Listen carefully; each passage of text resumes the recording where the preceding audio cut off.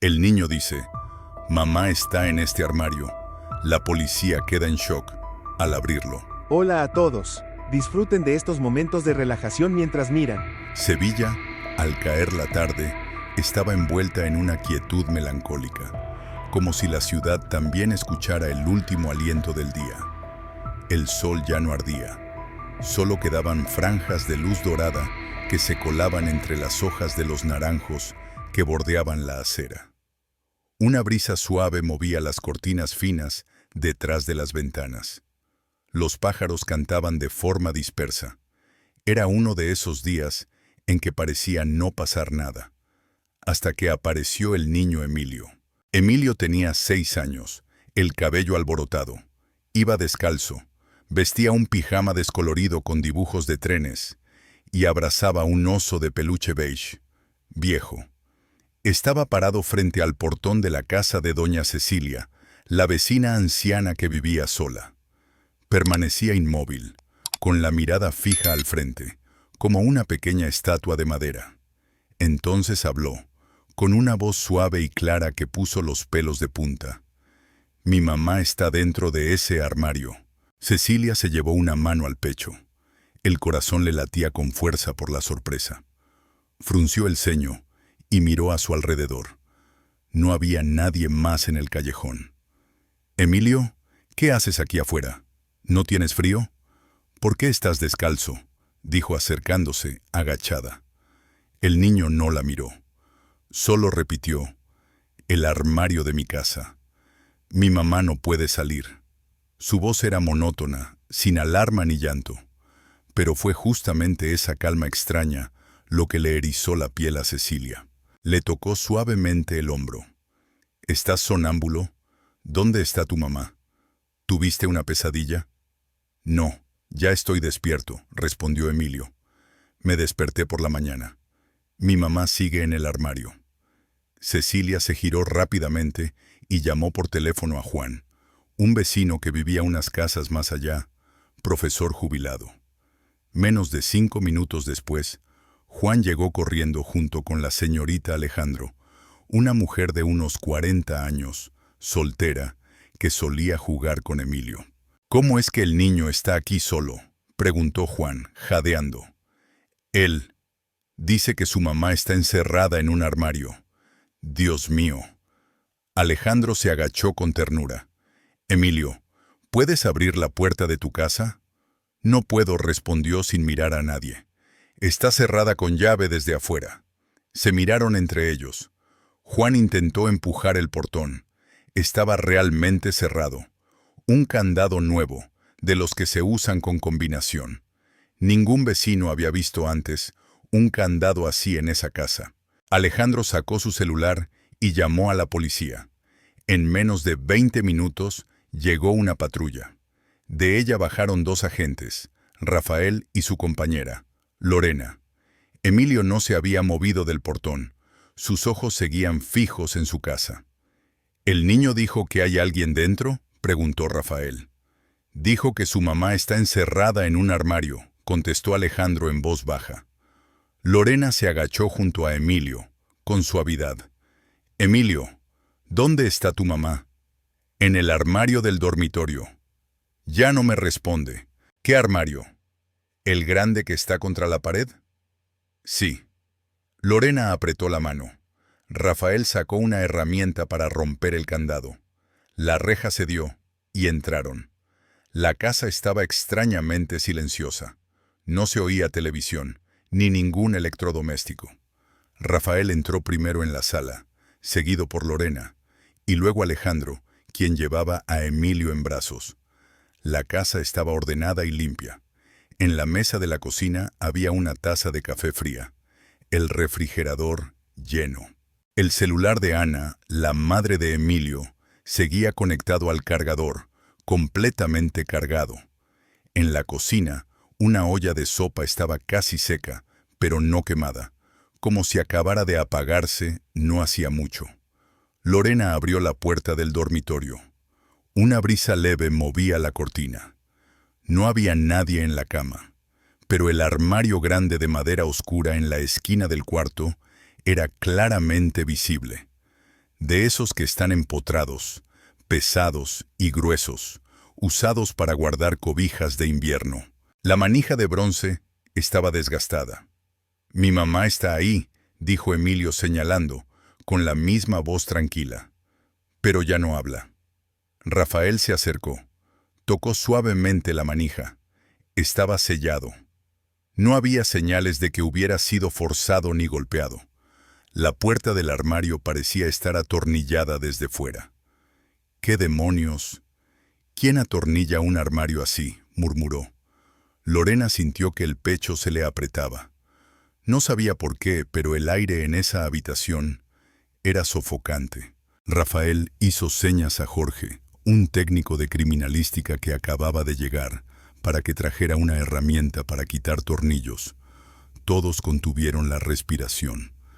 Alejandro llevó a Emilio al patio trasero para evitar que viera lo que había dentro. «Quiero quedarme con mi mamá», dijo Emilio en voz baja. «Tu mamá estará bien pronto», mintió Alejandro. Los 3 tornillos de la parte inferior del armario fueron retirados primero. Cada vez que salía uno, un olor a humedad, moho, mezclado con algo rancio y metálico, se escapaba poco a poco. Lorena se tapó la nariz. «¿Qué es ese olor?», frunció Jorge. «Sigue», dijo Rafael rápidamente, con la voz tensa. Finalmente, el armario se abrió. Dentro, oscuridad absoluta. Rafael encendió su linterna. Apenas el haz de luz iluminó el interior. Lorena dio un paso atrás y se agarró al borde de la mesa. Un cuerpo humano, envuelto en una cobija, las rodillas dobladas contra el pecho. Cabello largo y enredado cubriendo el rostro. El cuerpo estaba rígido. No había sangre, no había moretones, ninguna herida visible, solo la muerte. Lorena desvió la mirada. Jorge preparó la cámara. Rafael no se movía. «Esa es mi mamá», dijo la voz de Emilio desde la puerta. «Yo no pude abrir el armario». Nadie dijo nada. La habitación se volvió más pequeña, aunque las paredes seguían en su lugar. Lorena se apoyó en el alféizar, intentando mantenerse firme. El olor del armario era una mezcla de descomposición, tela húmeda y barniz envejecido que se pegaba en la garganta. Rafael le indicó a Jorge que tomara fotos mientras él grababa con la radio.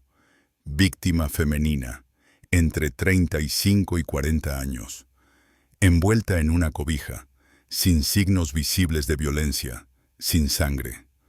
Rigidez cadavérica presente. Sospechamos hipoxia en un espacio cerrado como causa probable. Lorena no dijo nada. Miró los pies desnudos que sobresalían de la manta. Los dedos estaban encogidos, con las uñas azuladas. No había señales de lucha. No había arañazos en la puerta del armario. Solo un silencio absoluto y la muerte. «¿Ya llamaron al forense?», preguntó ella, con la voz ronca. «Está en camino. 10 minutos». Juan, el vecino mayor, miraba desde la puerta del cuarto, con el rostro desencajado. Se persignó.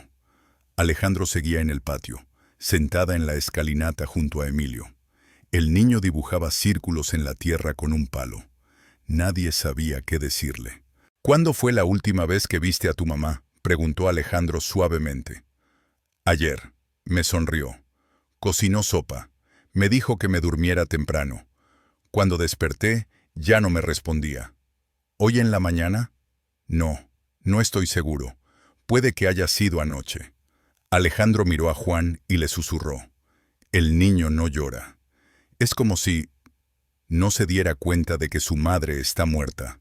O lo sabe, pero su mente no puede comprenderlo». Dentro de la casa, Lorena revisaba cuidadosamente el área alrededor del armario. No había arrastres, ni un cabello extraño, ni huellas de zapatos ajenos. Todo estaba demasiado limpio, ordenado, anormal. Quien haya hecho esto estaba muy tranquilo, metódico, tuvo tiempo y sabía que ella vivía sola con su hijo. Jorge encendió el detector de huellas y revisó toda la superficie del armario. Manijas, puertas, bordes, nada. Todo estaba limpio o jamás fue tocado. Rafael negó con la cabeza. No parece obra de un asesino improvisado. Esto fue hecho por alguien que sabe ocultar rastros o que tenía una relación íntima con la víctima. Lorena apretó fuerte su libreta de notas. Volvió a mirar el cuerpo en el armario, como una muñeca guardada temporalmente. No estaba atada, no fue golpeada, no gritó. La muerte no fue violenta, pero sí terrible, porque fue silenciosa. El forense llegó. Se llamaba Salvador Rubio, un hombre callado con 17 años de experiencia. Saludó con un apretón de manos y se inclinó sobre el cuerpo. Hablaba poco, pero al ver la postura fetal de Ana, con las rodillas al pecho, los ojos cerrados, frunció el ceño. Este armario está sellado. La cobija es gruesa. Es posible que estuviera viva al momento de ser encerrada. Y se asfixió. ¿No luchó? Pudo haberse desmayado por falta de oxígeno, o fue golpeada antes, pero no podemos saberlo aún. Necesito examinar el cadáver en el laboratorio. Rafael anotó todo. Lorena salió al patio, donde Emilio seguía jugando con el palo. Se sentó a su lado con ternura. Emilio, ¿puedes contarme cómo entró tu mamá en el armario? No lo sé. Cuando me desperté, ya no estaba en la cama. La busqué. Toqué la puerta del armario, pero no me respondió. ¿Viste a alguien extraño en la casa? Sí, pero no puedo decirlo. Lorena levantó la vista. Los ojos del niño se perdían en el vacío. ¿Por qué no puedes decirlo?, preguntó Lorena. Porque él dijo que si me portaba bien, mamá iba a despertar, respondió el niño. Esa frase dejó a todos en silencio. Lorena y Rafael regresaron de inmediato a la casa. En ese momento, también llegó el comisario Manuel Baeza. Era un hombre alto, con barba entrecana, ojos profundos y voz firme. Esto no fue un accidente. Quiero todos los datos de familiares, amigos, vecinos. ¿Quién tiene llaves? ¿Quién ha entrado a esta casa antes? Hay algo extraño, dijo Lorena. El candado de afuera es nuevo. Ella nunca usaba uno así. Entonces alguien lo puso desde afuera. Es un homicidio. Rafael señaló el armario. Tiene señales de haber sido modificado. Tornillos nuevos. La madera en el borde está rayada. Alguien convirtió ese armario en una especie de caja sellada. Revisen facturas de compras, reparaciones de muebles en los últimos 3 meses. Desde el porche, Juan el vecino habló. Ella una vez mencionó que un carpintero vino. Se llamaba Ramiro. Ramiro Ortega. Ramiro Ortega, 55 años. Carpintero retirado, vivía a 3 casas. Rafael anotó el nombre y lo pasó al equipo de investigación. Alejandro, que estaba al lado, recordó algo de pronto. El mes pasado Ana me contó que él entró al patio de su casa sin avisar. Dijo que si lo volvía a ver merodeando, llamaría a la policía. Lorena asintió. Hay que investigarlo ya. Puede que él haya sido quien arregló el armario. Al final del día, el cuerpo de Ana fue trasladado. Emilio, en brazos de Alejandro, no decía una palabra. Seguía abrazando su oso de peluche, con los ojos muy abiertos. Lorena, sentada en el asiento trasero de la patrulla, sostenía su libreta. El niño dijo, él dijo que si me portaba bien, mamá despertaría. Esa frase no es una fantasía. Alguien habló con él, después de que Ana muriera, o mientras agonizaba. Ramiro, murmuró Rafael. Tiene que haber sido él. Al día siguiente, Ramiro Ortega fue citado a la comisaría. Era un hombre calvo, de rostro cuadrado, mirada fría y voz monótona. ¿Usted reparó un armario en la casa de la señora Ana Álvarez?, preguntó Rafael. Sí, hace unas 2 semanas. Me dijo que las bisagras estaban mal. Le puse unas nuevas. ¿Entró al dormitorio? Sí, el armario está ahí.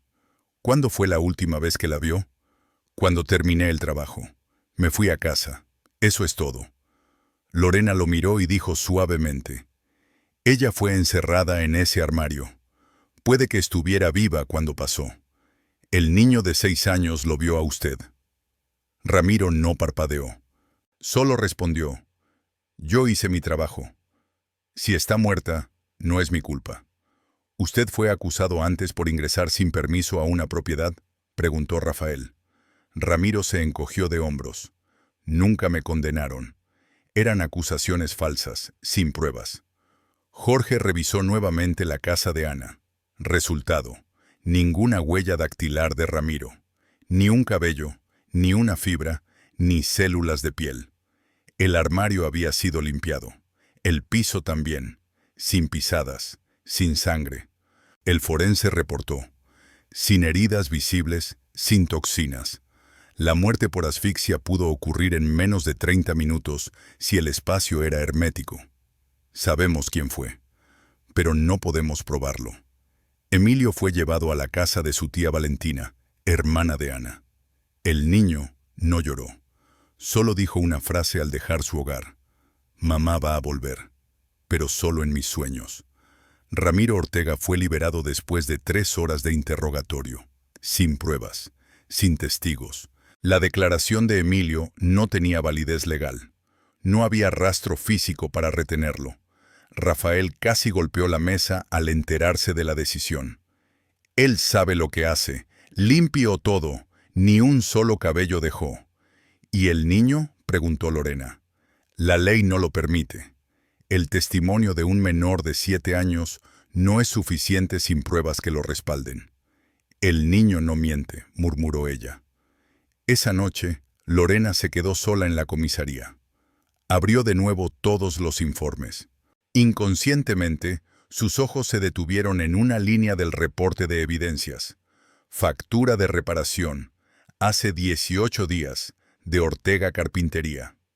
Amplió la imagen. La factura estaba borrosa, pero el nombre del carpintero era Ramiro Ortega, confirma al final.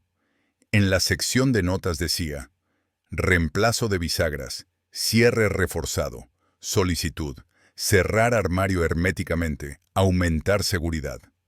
Lorena se levantó de un salto. Fue directo a la casa de Rafael, que seguía despierto, con una taza de café frío en la mano. Le mostró una copia de la factura.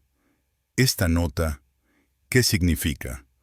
¿Por qué una madre que vive con su hijo pequeño pediría cerrar un armario herméticamente? Ella no lo pidió. Él escribió eso para justificarse. Tenemos que confirmarlo. A la mañana siguiente, fueron al viejo taller de Ramiro, no muy lejos de la casa de Ana. La puerta de madera estaba podrida. El cartel colgaba descolorido. Dentro, todo estaba cubierto de polvo, pero ordenado. Las herramientas colgaban limpias en la pared, cada martillo, cada formón brillando. Un hombre flaco y calvo, vecino de Ramiro, asomó la cabeza desde la ventana de enfrente. ¿Buscan a Ramiro?, preguntó. Soy la oficial Lorena. Él es el oficial Rafael. Investigamos la muerte de Ana Álvarez. ¿Ana? Dios mío. La pelirroja tragó saliva. ¿La mataron? Estamos investigando. ¿Sabe si Ramiro reparó algo en su casa recientemente? El vecino, Vicente, de más de 60 años, negó con la cabeza. Él nunca decía nada, pero lo vi muchas veces yendo hacia su casa por la noche. Se quedaba horas en el balcón, fumando. Una vez incluso se puso un sombrero para no ser reconocido. ¿Alguna vez habló con él? No. No le gustaba que lo molestaran. Pero le diré algo. Él no solo arreglaba madera. Él observaba. Regresaron a la comisaría con la lista de denuncias previas. 3 en 5 años. Una de Ana. 2 de otras mujeres del barrio. Todas reportaron que él merodeaba, espiaba, seguía a mujeres hasta sus casas. Pero todos los casos fueron archivados por falta de pruebas. Lorena abrió de nuevo la declaración de Ana de hace 4 meses. Entró a mi patio trasero y se quedó mirando por la ventana. Cuando le pregunté qué hacía, solo se rió y se fue. El oficial que tomó la declaración escribió: ¿Desea que llame a la policía? Aún no, solo quiero dejar constancia. Si algo me pasa, al menos alguien recordará su nombre. Lorena apretó el papel con fuerza. Ella lo sabía. Al final de la tarde regresaron al vecindario. Valentina, la tía de Emilio, abrió la puerta con el rostro agotado. Emilio estaba en el suelo, dibujando. Era una imagen hecha con crayones. Una casa, un gran armario, una mujer sin boca y una sombra con sombrero afuera de la ventana. Lorena se agachó junto al niño. Emilio, soy la oficial Lorena. ¿Qué estás dibujando? Mi casa, mi mamá y el hombre que estaba fuera de la ventana. ¿Quién es ese? El señor que arregló el armario. El niño dibujó también un cigarro en la mano del hombre. Al día siguiente, la policía revisó nuevamente la casa de Ramiro. En su caja de herramientas encontraron un diseño hecho a mano, un esquema de armario modificado, con un sistema de cierre hermético diseñado para máximo aislamiento acústico, buena retención térmica, prevención de humedad. Este diseño es para encerrar a alguien, exactamente, gruñó Rafael. Pero no hay nombre del cliente, y él dirá que es solo un modelo. No podían arrestarlo. Aún no. El comisario Manuel Baeza convocó una reunión de emergencia. Tenemos a un niño testigo. Tenemos una factura, un diseño de armario, un historial de denuncias. Pero nada de esto es suficiente para detenerlo. Lorena lo interrumpió. ¿Y entonces qué? ¿Esperamos que lo haga otra vez? Él está libre, caminando por ahí, mientras ella murió encerrada en un armario. No estoy de acuerdo, dijo Manuel, pero tengo que cumplir la ley. Si aparece algo nuevo, firmaré la orden de arresto de inmediato. Esa noche, Emilio volvió a soñar. El niño murmuraba entre sueños. Sus labios apenas se movían. Valentina, sentada a su lado, le cepillaba el cabello con suavidad y preguntó: ¿Qué soñaste, mi amor? Mamá otra vez está en el armario, pero esta vez tiene cerradura. No pude abrirlo. ¿Había alguien en el sueño? El señor estaba sentado junto al armario, fumando. Valentina lo abrazó con fuerza. Su corazón latía con tanta violencia que parecía que iba a estallar. Ramiro Ortega vivía en un departamento en planta baja, cuya fachada daba directamente a la calle principal. El lugar tenía una sola ventana grande, sin cortinas, y un sillón reclinable apuntando hacia afuera. Los vecinos lo llamaban la silla de guardia, porque Ramiro se sentaba ahí cada noche, fumando, mirando hacia afuera como si esperara a alguien. Una noche, Rafael y Lorena decidieron vigilarlo. Desde que lo soltaron, no se ha escondido, dijo Rafael. Es como si supiera que no podemos hacer nada. Estacionaron al final de la calle, usando binoculares. Ramiro estaba inmóvil, con un cigarro encendido entre los labios, los ojos fijos en la casa de Valentina, donde Emilio vivía. Sigue observando al niño. Está recordando. O esperando. Lorena recordó de repente lo que había dicho Emilio. El señor dijo que si me portaba bien, mamá iba a despertar. Eso no lo dice un desconocido. Esas eran palabras de consuelo. Como si la muerte fuera solo un sueño. Un consuelo enfermo.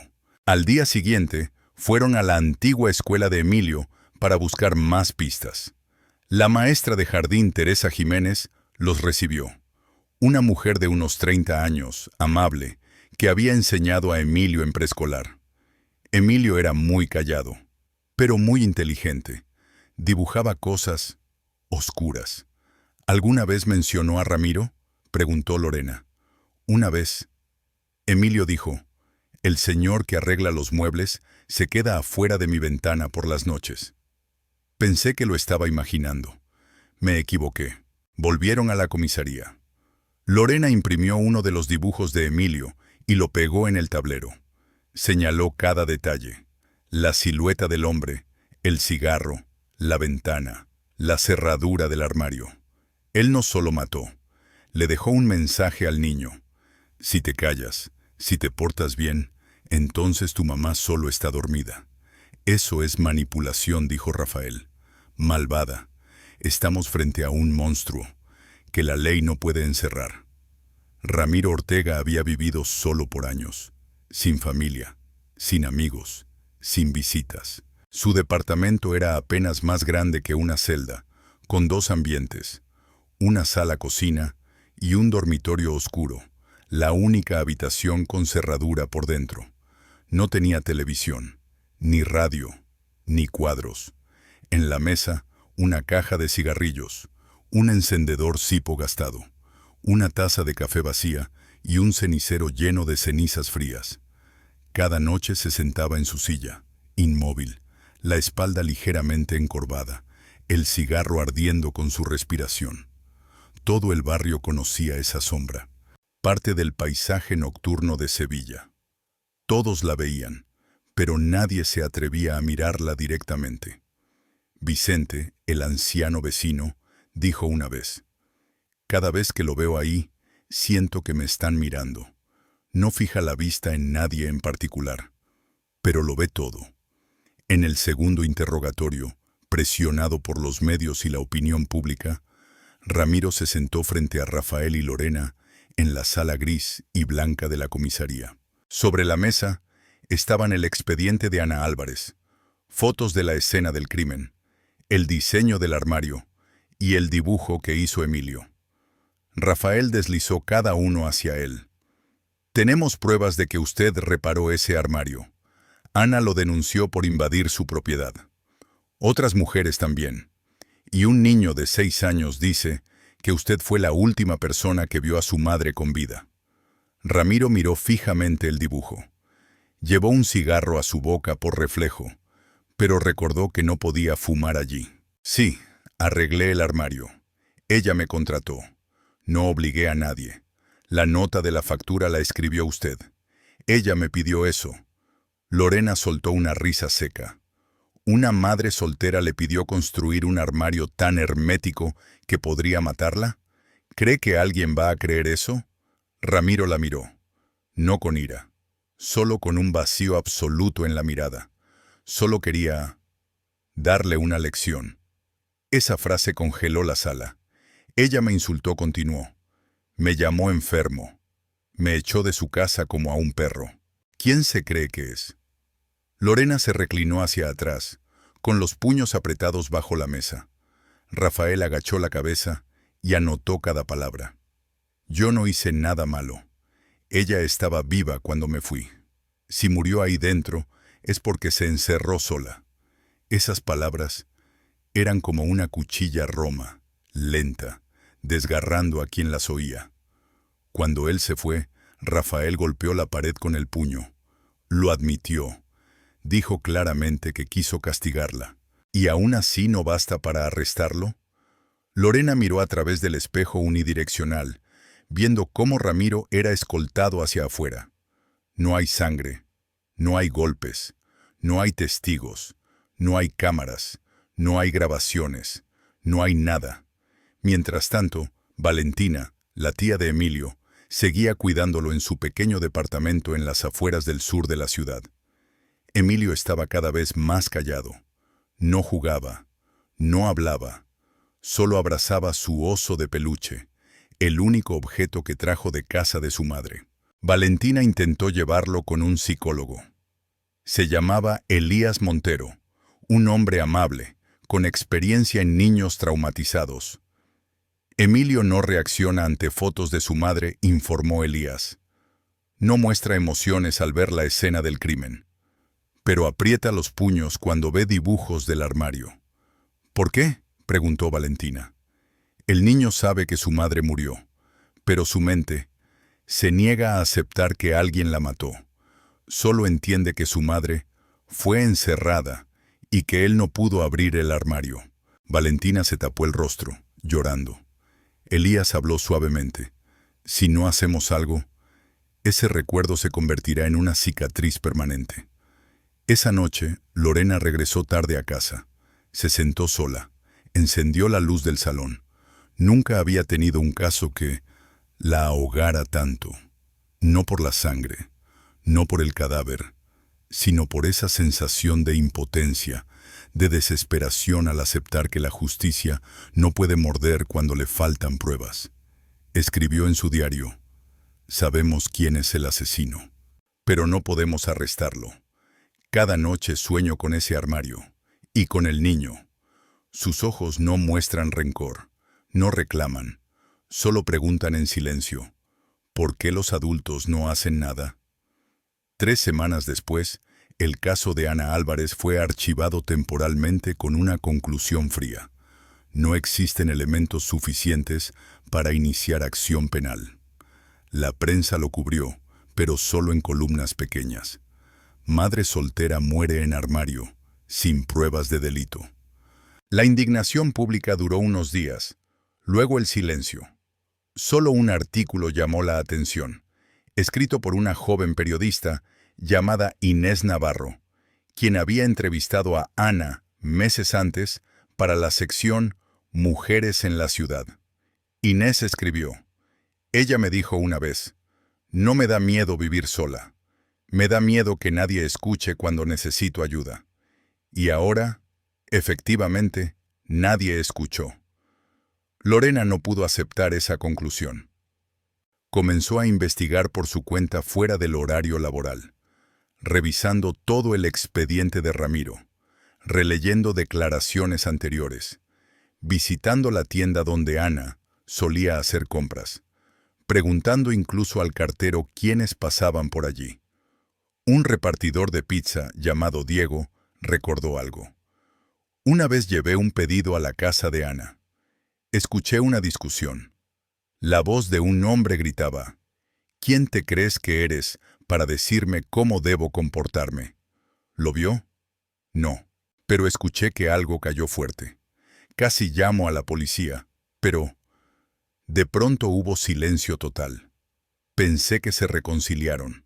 Lorena lo anotó de inmediato, pero una vez más, sin pruebas concretas, sin cámaras, sin lesiones visibles, el testimonio no tenía valor jurídico.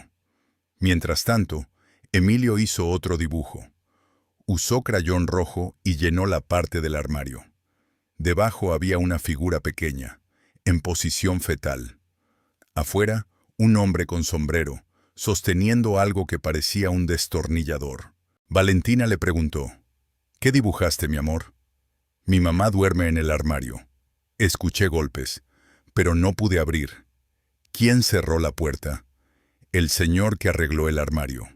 Valentina, con las manos temblorosas, llevó el dibujo a la policía. Lorena lo observó durante mucho tiempo y luego dijo en voz baja: el niño está recordando. Cada detalle, cada sonido. Rafael estaba sentado a su lado. Sacó su bolígrafo, trazó un círculo alrededor de la figura del hombre con el destornillador. Luego tachó una línea en el expediente y murmuró: aún no encontramos el destornillador. Todos los esfuerzos del equipo de investigación comenzaban a caer en un callejón sin salida. Ramiro Ortega seguía viviendo en el mismo departamento. Seguía sentado frente a su ventana cada noche, como una pieza que no se podía borrar del retrato oscuro del vecindario. Nadie se atrevía a mirarlo fijamente. Nadie se atrevía a decir nada. Alguien intentó arrojar huevos a su puerta una sola vez, porque cuando lo hicieron, Ramiro simplemente se levantó, salió y los miró fijamente sin decir una palabra. Sus ojos no mostraban rabia ni sorpresa, solo vacío, como si la muerte de Ana hubiera ocurrido hacía mucho y él estuviera esperando a la siguiente persona. Lorena estaba al borde de la desesperación por no poder llevarlo a juicio. Si esto fuera un robo con homicidio, tendríamos docenas de hipótesis. Pero esto fue un asesinato planificado, y el asesino borró todas las huellas antes de que supiéramos que hubo un crimen. Rafael fumó 3 cigarrillos en 15 minutos. Puso los pies sobre la mesa, la cabeza apoyada en el respaldo de la silla. Sabemos que fue él, pero la ley no permite que la intuición o el presentimiento se conviertan en prueba. Se convocó una reunión de emergencia presidida por el jefe Manuel. La prensa quiere respuestas. Necesitamos una conclusión. Y si no aparece nueva evidencia en 2 semanas, este caso se cerrará definitivamente. Lorena apretó los dientes. ¿Eso significa que lo dejaremos ahí fuera? ¿Libre? Mientras un niño de 6 años no puede hablar con normalidad por su culpa. Lo entiendo, dijo Manuel, pero la justicia necesita más que certeza. Necesita pruebas. Valentina, mientras tanto, estaba agotada. Emilio no mentía, no hacía travesuras, no era problemático, pero su silencio congelaba el ambiente en casa. No lloraba por las noches, pero se despertaba muchas veces.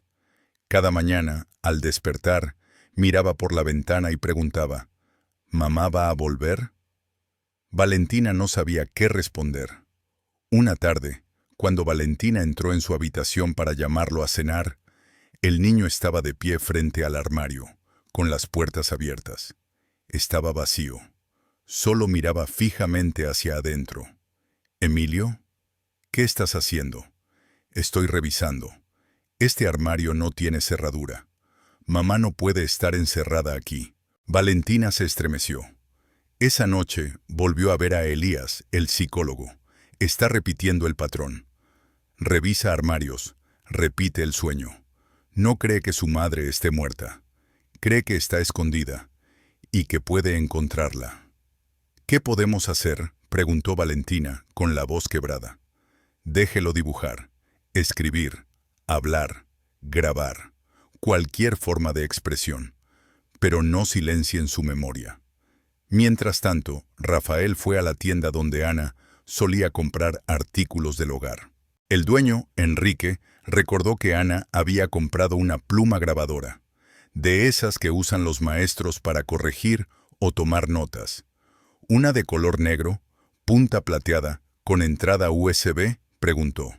«Exactamente. ¿Recuerda cuándo?» «Un mes antes de que muriera. Me preguntó todo sobre cómo usarla, cómo guardar los archivos». «¿Le dijo para qué la necesitaba?» «No. Solo dijo que quería grabar unas cosas para su clase de jardín. Pero no pensé que... ¿Vende muchas de esas?» «No. Mi tienda es pequeña. Ese mes solo vendí una... a ella». Rafael frunció el ceño. «Una grabadora. Comprada un mes antes de morir. Y hasta ahora nadie la había encontrado». Lorena revisó todo el inventario de evidencias. No había registro de ninguna pluma grabadora. Pudo haberla escondido, o confundida con objetos personales. Decidió hacer lo que ningún oficial se atrevió: volver a la casa de Ana, aunque el caso estuviera archivado temporalmente. En los papeles, la propiedad era de Valentina, pero aún no se había hecho el traspaso formal. Usó una llave provisional para entrar. La casa estaba en silencio, fría, cubierta de polvo. Todo seguía igual. La taza de café sobre la mesa, la olla seca en la cocina, el oso de peluche en el suelo, y el armario de madera, tan inquietante como siempre, aún no desmontado del todo. Lorena recorrió la casa, tocando cada objeto. Abrió la mesita de noche, los cajones del escritorio, hojeó cada libro. Cuando estaba a punto de rendirse, sus ojos notaron algo atascado detrás de un estante de pared. Un objeto pequeño, negro, punta plateada. Lo sacó. Era una pluma grabadora. Lorena la sostuvo como si fuera un ser vivo. No la encendió de inmediato. Volvió a la comisaría, llamó a Rafael y al jefe Manuel. Se sentaron en la sala de reuniones, los tres, en silencio absoluto, tanto que se oía el viento pasar por la rendija de la puerta. Lorena puso la grabadora sobre la mesa, mirándolos uno por uno. «No sabemos qué contiene esto, pero Ana la compró, y ella sabía por qué». Rafael respiró hondo. «Reprodúcelo». Lorena presionó el botón de reproducción. Primero se oyó un leve zumbido, ese ruido estático típico de los dispositivos baratos.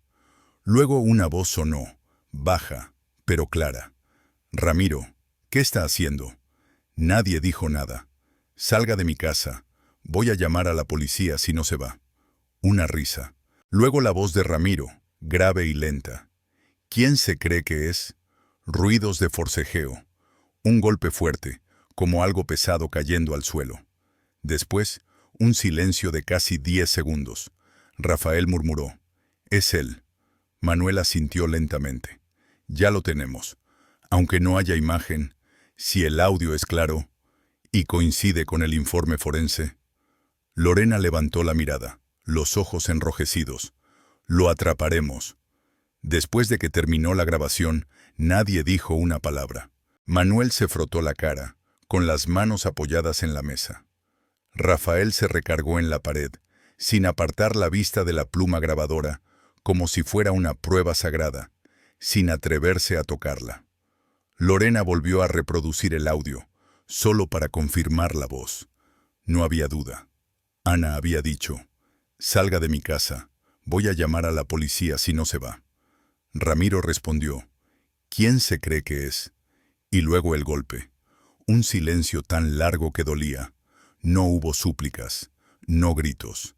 Nadie en la grabación salió a ayudar. Solo la muerte, llegando lentamente, fría, solitaria. Lorena colocó la mano sobre la mesa. Su voz ya no temblaba. «He escuchado esta grabación 10 veces. Al principio deseaba oír a Ana gritar, algo que nos diera tiempo de ayudarla. Pero cuanto más la oigo, más entiendo. Ella sabía lo que venía, y nos dejó lo único que podía dejarnos». Manuela sintió: «Solicitaremos una orden de arresto urgente. La grabación es una prueba indirecta, pero sólida. Debemos cotejar la voz con los interrogatorios y la hora de muerte del informe forense». Rafael añadió: «Solicitaré un peritaje de audio y análisis de frecuencia de voz. Si coincide, tendremos base legal». Esa misma tarde entregaron el expediente urgente. El Tribunal Regional de Sevilla lo aprobó en 6 horas. La orden de arresto fue emitida a las 21:47. Lorena y Rafael fueron personalmente a casa de Ramiro por última vez. Él abrió la puerta. No estaba sorprendido. No dijo una palabra. Lorena leyó la orden. «Ramiro Ortega, queda usted arrestado bajo sospecha de homicidio. Las pruebas indican su posible implicación en la muerte de Ana Álvarez. Toda palabra que diga puede ser usada en su contra ante un tribunal». Él no reaccionó. Solo suspiró y dijo en voz baja: «Solo quería que ella me entendiera». «¿Y entendió que la única forma de dejar huella era matar a una persona?», espetó Rafael. Ramiro negó con la cabeza. «Solo quería que ella sintiera miedo, como el que yo sentí, una sola vez». La noticia del arresto de Ramiro Ortega se difundió rápidamente. Esta vez, la reacción en redes sociales fue más intensa que nunca. Una foto borrosa de Ana, abrazando a Emilio en vida, se compartió por todas partes. El hashtag #Justicia para Ana se expandió por toda España. Las mujeres que alguna vez fueron vigiladas por Ramiro empezaron a hablar. Una mujer llamada Clara Gutiérrez escribió: «Lo vi parado bajo mi ventana 3 noches seguidas. Llamé a la policía, pero nadie me creyó». Otra escribió: «Él no hablaba, solo se quedaba de pie, pero su mirada me persiguió durante 2 años». Cada relato individual alimentaba la indignación colectiva. Valentina leyó las noticias y se le llenaron los ojos de lágrimas al ver la imagen de Ana con su sobrino. Emilio estaba sentado a su lado, en silencio. Al ver el rostro de Ramiro en la pantalla del celular, solo dijo: «Él ya no va a sentarse al lado de mi mamá, ¿verdad?». Valentina lo abrazó. No respondió. Tenía la garganta hecha un nudo. 3 semanas después, Ramiro fue formalmente acusado de homicidio en primer grado. La principal prueba, la grabación, la voz verificada, el momento coincidente con la autopsia y los sonidos concordantes con la escena. Emilio no tuvo que declarar extensamente en el juicio. Solo se le pidió que se sentara en una sala aparte, escuchara la grabación junto a 2 psicólogos y respondiera una sola pregunta. ¿Reconoces esta voz? Asintió. Es el señor que arregló el armario.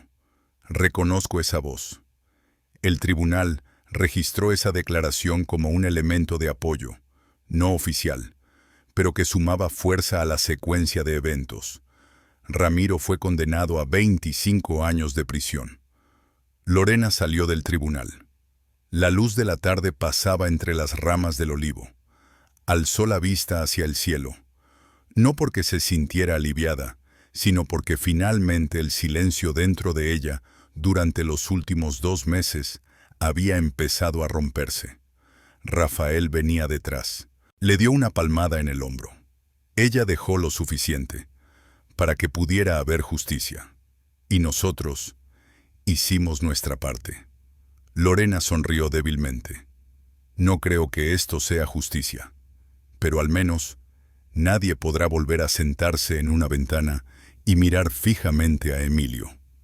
Un mes después, Emilio y su tía Valentina se mudaron a un pueblo del interior de Anda Valentina, un lugar pequeño, con un olivo centenario y un terreno amplio con pasto hasta las rodillas. La casa era de 3 habitaciones, pintada de blanco, con techo rojo, con cantos de pájaros por la mañana y cacareos de gallinas al mediodía. Valentina volvió a enseñar en la escuela rural donde había trabajado antes de mudarse a la ciudad. Emilio fue inscrito en 1er grado, con la maestra Elena, una mujer paciente y dulce que tenía experiencia con niños traumatizados. En su primer día de clases, Emilio no dijo una palabra. Solo llevó consigo su oso de peluche viejo y una caja de madera pequeña. Dentro había 3 fotos de su madre, una en la playa, otra sonriendo en la mesa y otra tomándole la mano a él recién nacido. Elena no preguntó nada. Solo puso la mano sobre el hombro de Emilio y le dijo: «Si hoy no quieres hablar, está bien. Pero si algún día quieres contarme algo sobre tu mamá, yo voy a escuchar». Emilio asintió suavemente. Esa tarde, Valentina encontró a Emilio sentado junto al viejo olivo, en silencio, ensamblando piezas de madera. Estaba construyendo un pequeño armario, de no más de medio metro, con manija de madera redonda. «¿Qué estás haciendo, Emilio?» «Estoy haciendo un armario. Pero este no se puede cerrar. Así mamá no quedará atrapada». Valentina se quedó inmóvil. Se arrodilló junto a él y miró el armario. El niño colocó el oso dentro, y junto a él una foto de su madre sonriendo. En la tapa del armario había tallado con una letra infantil y desigual: «Todavía escucho a mamá reír cada mañana, pero ya no tengo miedo». Valentina no pudo decir una palabra. Solo rodeó al niño con los brazos, mientras la luz del atardecer atravesaba las hojas, trayendo por primera vez en semanas un poco de calor. El viento vespertino en el campo andaluz no era como el de la ciudad. Era más suave, más largo, y parecía llevar consigo el olor de la hierba y de la savia del olivo húmedo. La nueva casa de Valentina estaba en una loma, desde donde se podía ver el valle a lo lejos, por donde pasaba un rebaño de ovejas cada mañana. La vida allí no tenía prisa, y para Emilio ya no había portazos, ni cerrojos, ni sombras detrás de la ventana. Solo había silencio. Un silencio bueno. Cada tarde, Emilio iba a sentarse junto al olivo. Llevaba consigo una pequeña caja de herramientas que don Juan le había enviado antes de que se mudaran. Dentro había un martillo, clavos y algunas tablillas de pino liviano. Con sus manitas cuidadosas, Emilio ensamblaba las piezas, como si estuviera reparando algo que los adultos no sabían cómo curar. Una noche, Valentina se sentó junto a él cuando el sol comenzaba a ponerse. «¿Y este armario? ¿Para qué lo vas a usar?», preguntó. Emilio respondió, sin levantar la vista de los clavos. No quiero que mamá esté encerrada otra vez. Hago el armario para que ella pueda estar afuera. Donde hay viento, donde hay sol, donde estoy yo. Valentina no sonrió, no asintió, no dijo nada. Solo lo miró. Ese niño que 6 meses antes aún temía a la luz, que se encogía en sus sueños. Ahora ya no lloraba. Pero su silencio cargaba una madurez dolorosa, como quien ya entendió que ningún hada vendrá a salvarlo. En Sevilla, el caso de Ana Álvarez ya tenía sentencia. Ramiro Ortega fue condenado oficialmente a 25 años de prisión sin posibilidad de reducción. El tribunal aceptó la grabación como prueba indirecta, pero válida, especialmente al estar respaldada por la coincidencia vocal, el momento de la muerte y los detalles físicos que concordaban con la escena. Aún así, para quienes realmente conocieron a Ana, Lorena, Rafael, Alejandro o Don Juan, la palabra justicia seguía sabiendo amarga, porque nadie podía devolverla. Lorena se tomó una semana de licencia tras el juicio. Fue al campo, sin avisar a nadie. Una mañana, tocó la puerta de Valentina. Llevaba un ramo de rosas blancas y una cajita. Valentina se sorprendió.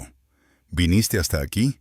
Solo quería saludar a Emilio, no como policía, sino como alguien que prometió encontrar la verdad, y cumplió. Emilio salió corriendo al escuchar voces. Se detuvo unos segundos, luego reconoció su rostro. No sonrió, pero corrió a abrazarla, rodeándole la cintura con fuerza. Ya terminé el armario, dijo. Lorena se agachó para mirar el pequeño armario de madera bajo el olivo. Estaba pintado de blanco. Tenía una puerta que se abría suavemente, sin cerradura, sin manijas pesadas, solo un compartimento pequeño, suficiente para que un niño creyera que un ser querido podía vivir allí sin sufrir. Dentro del armario estaba el oso de peluche de siempre, y la foto de Ana, sonriendo, con el cabello agitado por el viento. En el fondo, una inscripción, escrita con letra torpe pero cuidadosa. Todavía escucho a mamá reír cada mañana, pero ya no tengo miedo. Lorena se sentó en la hierba, sin importarle que el uniforme se ensuciara. ¿Extrañas a tu mamá? Emilio asintió, pero ya no tengo que buscarla, porque ella está aquí, dijo, señalando su pecho. Días después, Rafael le envió un paquete pequeño a Lorena.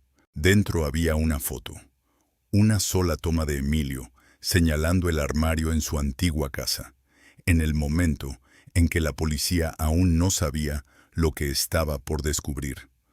La foto la había tomado Jorge por accidente, solo para documentar la escena. Lorena la pegó en su viejo cuaderno de notas. Abajo escribió: a veces, un niño de 6 años puede ver la verdad que 10 adultos no se atreven a creer. Más tarde, un canal de televisión local fue a ver a Valentina y le pidió permiso para hacer un reportaje sobre Emilio, como símbolo de valentía y esperanza. Valentina se negó, pero Emilio preguntó: ¿si cuento mi historia, alguien más podrá ser salvado? El camarógrafo asintió. Es posible. Emilio miró a Valentina. Entonces la contaré. Pero voy a empezar por el armario. El reportaje se transmitió 3 semanas después, con el título El último armario, la historia de Emilio. El niño no habló mucho, pero cada palabra hizo llorar a miles. Yo sabía que mamá no estaba dormida. Sabía que algo no estaba bien. Pero nadie cree en un niño de 6 años. El señor del armario me dijo que si me portaba bien, mamá iba a despertar. Pero no despertó. La señorita Lorena me creyó. El señor Rafael también. Y encontraron la voz de mi mamá. El público quedó en silencio. Después del programa, decenas de llamadas llegaron a la comisaría. No para hacer preguntas, sino para contar.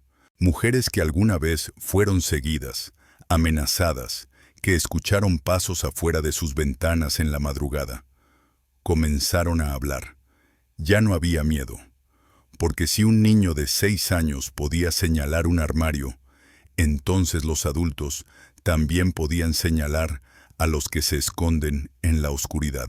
En una revista jurídica, un académico llamado Santiago de León escribió un artículo de opinión. El caso de Ana Álvarez abre interrogantes sobre la validez de la prueba indirecta y el rol de la memoria infantil en la investigación penal.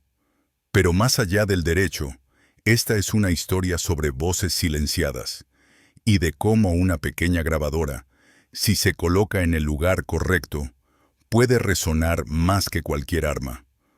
Lorena leyó ese artículo sentada en el andén de la estación. Iba camino a un congreso sobre investigación infantil en el que fue invitada como conferencista. En el bolsillo de su chaqueta llevaba una copia de la grabadora. No para exhibirla, sino para recordarse a sí misma que la justicia no siempre llega a tiempo, pero si se insiste lo suficiente, llega. En el campo, Emilio crecía. Nunca cerraba con llave los armarios donde guardaba sus juguetes. Siempre dejaba una rendija abierta para que entrara el viento, como si creyera que quien estuviera dentro necesitaba respirar. Cada mañana, antes de ir a la escuela, pasaba por el viejo olivo, ponía la mano sobre el pequeño armario de madera y susurraba: «Hoy me voy a portar bien, no para que mamá despierte, sino para que pueda descansar en paz». En su 7º cumpleaños, Valentina organizó una pequeña celebración. El pastel lo prepararon en casa, decorado con el dibujo de un armario abierto, iluminado por la luz del sol. Nadie habló demasiado. No hubo llanto, solo risas genuinas. Desde Sevilla, Lorena envió una tarjeta. Dentro, escribió una sola frase: «El niño devolvió la justicia con un dedo, y nosotros, los adultos, debemos aprender a confiar en esos dedos que señalan». Esa tarde, cuando el sol empezó a esconderse, Emilio se sentó solo frente al pequeño armario de madera. El viento barría los campos, levantando remolinos de polvo entre los olivos. No dijo una palabra.